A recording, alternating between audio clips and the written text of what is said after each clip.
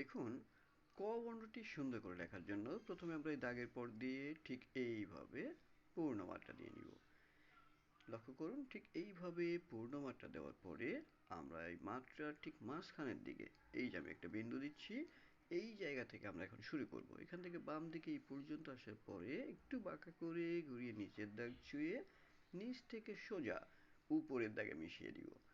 এরপর এই যে বাম পাশে যে দাগটি দেখুন, এই দাগের ঠিক সোজা থেকে এখান থেকে এভাবে ঘুরিয়ে এইভাবে আমরা আকৃতিটা দিয়ে দিব।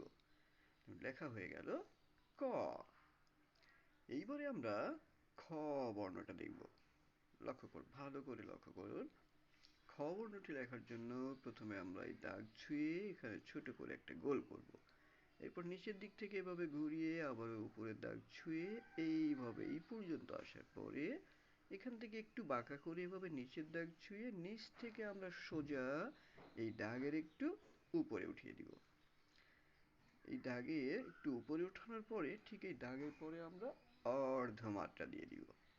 আর ঠিক এইভাবে খ লিখব।